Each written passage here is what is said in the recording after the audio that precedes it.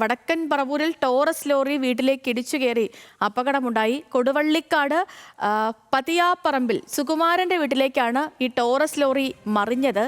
വീട് ഭാഗികമായി തകർന്നിട്ടുണ്ട്. ഇന്ന് രാവിലെ 4 മണിയോടെയായിരുന്നു ഈ അപകടവും ഉണ്ടായത്. സഹിൻ ആന്റണി ഉണ്ട്. സഹിൻ, വീട് ഭാഗികമായി തകർന്നു എന്നറിയുന്നു. എന്തെങ്കിലും കാഷ്വാലിറ്റീസ് ഉണ്ടോ?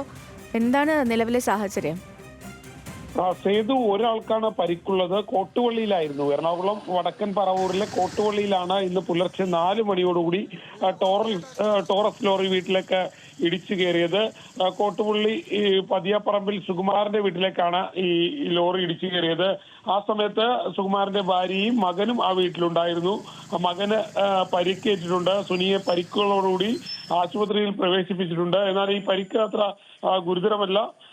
ലോറിയിൽ ലോഡ് ഉണ്ടായിരുന്നതാണ് ഈ വീട് ഭാഗികമായി തകർന്നതിന് കാരണമായി മാറിയത്. എന്തായാലും ലോറി ഇപ്പോൾ മാറ്റാനുള്ള ഒരു നീക്കം നടത്തിക്കൊണ്ടിരിക്കുകയാണ്. സേതു. ശരി സഹിൻ ആന്റണിയാണ് വിവരങ്ങൾ നൽകിയത്. ഈ വടക്കൻ പറവൂരിൽ ടോറസ് ലോറി വീട്ടിലേക്ക് ഇടിച്ചു കയറി അപകടമുണ്ടായി.